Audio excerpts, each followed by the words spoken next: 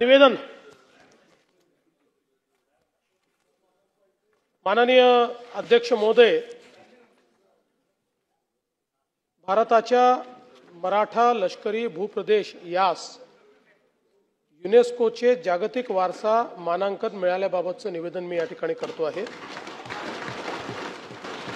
माननीय सभागृहाला कळविण्यास मला अत्यंत आनंद होतो आहे की महाराष्ट्रातील 11 किल्ले रायगड, राजगड, प्रतापगड, पन्हाळा, शिवनेरी, लोहगड, साल्हेर, सिंधुदुर्ग, सुवर्णदुर्ग, विजयदुर्ग, खांदेरी हे किल्ले आणि तमिळनाडूतील एक जिंजी किल्ला असे 12 किल्ले जागतिक वारसा म्हणून घोषित करण्यात आले आहे.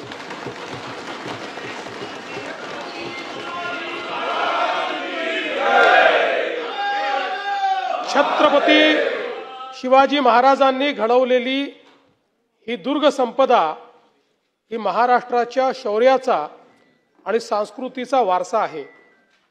या ऐतिहासिक किल्ल्यांना युनेस्कोचे जागतिक वारसा यादीत समावेश होणे ही संपूर्ण महाराष्ट्रासाठी आणि देशासाठी अत्यंत अभिमानाची बाब आहे.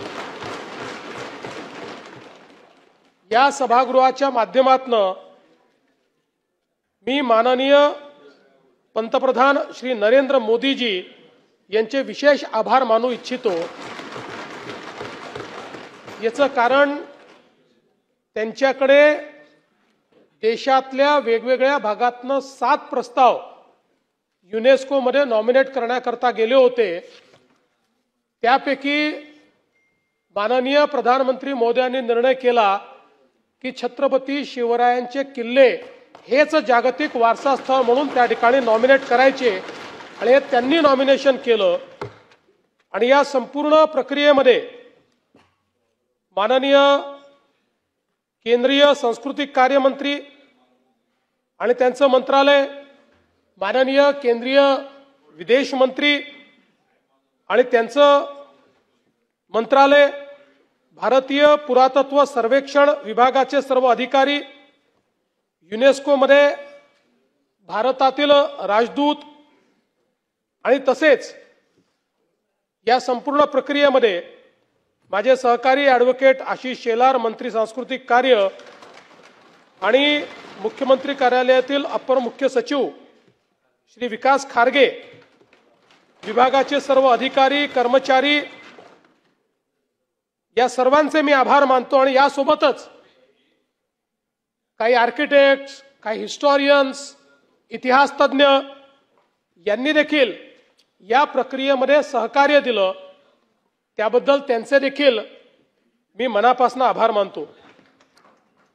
भौगोलिक परिस्थितीचा उत्तम वापर करून किल्ले बांधणी, गनिमी काव्याला अनुकूल भूरचनेचा उत्तम वापर, वैशिष्ट्यपूर्ण दरवाजे, बुरुज व भूप्रदेशामध्ये लपणाऱ्या तटबंद्या, लष्करी रणनीती, गनिमी कावा याला पूरक ठरणारे डोंगरी किल्ले, पूर्वीच्या राजांनी किल्ले महसूल विषयक नियंत्रणासाठी बांधले, मात्र महाराजांनी याचा वापर लोककल्याणार्थ निर्माण झालेल्या स्वराज्य बांधणीसाठी केला. हा विचार युनेस्कोने अद्वितीय वैश्विक मूल्य म्हणून मान्य केला आहे. सांस्कृतिक कार्य विभागाअंतर्गत असणाऱ्या पुरातत्व वास्तू संग्रहालयाचे संचालनालयाचे डॉक्टर तेजस गार्गे संचालक यांनी हा प्रस्ताव तयार केला. संपूर्ण भारतातून भारतीय पुरातत्व सर्वेक्षणास 7 प्रस्ताव प्राप्त झाले होते. त्यामध्ये महाराष्ट्राच्या 2 प्रस्तावांचा समावेश होता. त्यातील भारतातील मराठा लष्करी भूप्रदेश या प्रस्तावाची माननीय पंतप्रधान महोदयांच्या वतीनं निवड करण्यात आली. या नामांकनाच्या कारवाईचा भाग म्हणून प्रस्तावाची तांत्रिक पडताळणी करण्यासाठी ICOMOS तज्ञ श्री व्हॅझोंग ली, दक्षिण कोरिया यांनी महाराष्ट्र व तमिळनाडू या राज्यातील किल्ल्यांना भेट दिली। यासंबंधी नवी दिल्ली येथे जुलै 2024 मध्ये झालेल्या युनेस्कोच्या जागतिक वारसा समितीचे 46व्या अधिवेशनातील चर्चासत्रात महाराष्ट्रातल्या तज्ज्ञांनी भाग घेतला। युनेस्को मुख्यालय पॅरिस येथे या प्रस्तावाचे तांत्रिक सादरीकरण करण्यासाठी महाराष्ट्रातून एक शिष्टमंडळ गेले, ज्यात माझे सहकारी आशिष शेलार आणि अप्पर मुख्य सचिव विकास खारगे, श्री हेमंत दळवी उपसंचालक पुरातत्व व वास्तु संग्रहालय संचालनालय यांनी भाग घेतला। त्यानंतर पॅरिसमध्ये जुलै 2025 मध्ये होऊ घातलेल्या अधिवेशनात युनेस्कोच्या संस्कृती समितीच्या सदस्य देशांमध्ये मतदानाद्वारे यावर निर्णय होईल असा निर्णय घेण्यात आला। सर्व सदस्य देशांची मते आजमावण्यासाठी आंतरराष्ट्रीय पातळीवर बैठका घेण्यात आल्या। मुख्यमंत्री आत्याने मी स्वतः विदेश मंत्रालय, युनेस्को मधील भारताचे राजदूत आणि अनेक देशांच्या राजदूतांची थेट संपर्क साधून नामांकन झालेल्या किल्ल्यांचे महत्त्व हे विशद केले। आमचे सहकारी माननीय एकनाथराव शिंदेजी, माननीय अजितदादा पवार, आम्ही तिघांनी माननीय प्रधानमंत्री महोदयांची भेट घेऊन त्या ठिकाणी केंद्र सरकारने यात पुढाकार घेऊन केंद्र सरकारच्या मंत्रालयाने या ठिकाणी या संदर्भातलं कोऑर्डिनेशन करावं आणि विदेशातल्याही आपल्या राजदूतांना या संदर्भात योग्य ते आदेश द्यावेत अशा प्रकारची विनंती आपण केली होती।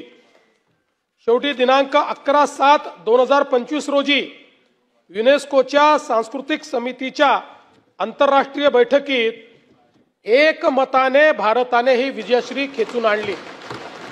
मला सांगताना आनंद वाटतो की जवळपास त्या सगळ्या कमिटीपैकी त्यात सगळेच देश आहे, पण मतदानाचा अधिकार हा रोटेटिंग असतो। 20 देशांना अधिकार होता।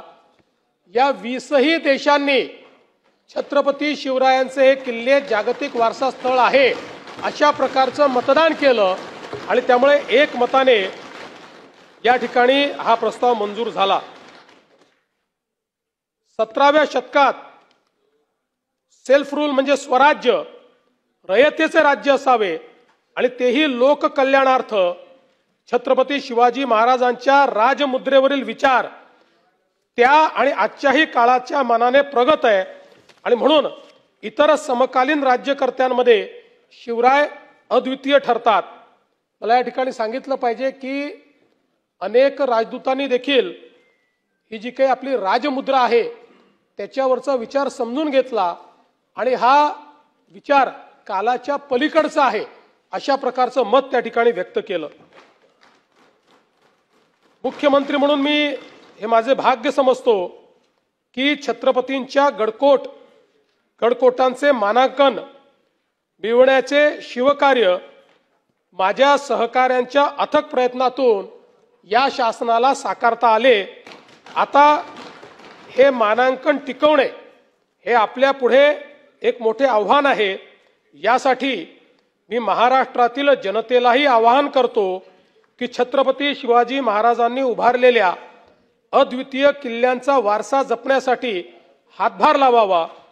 मी या ऐतिहासिक यशाबद्दल सभागृहामार्फत महाराष्ट्र शासन सांस्कृतिक कार्य विभाग, पुरातत्व व वस्तू संग्रहालय संचालनालय आणि या कार्यात योगदान दिलेल्या सर्व मान्यवरांचे व महाराष्ट्रातल्या तमाम जनतेचे अभिनंदन करतो व भारताचे प्रधानमंत्री माननीय मोदीजी यांचे विशेष अभिनंदन करतो।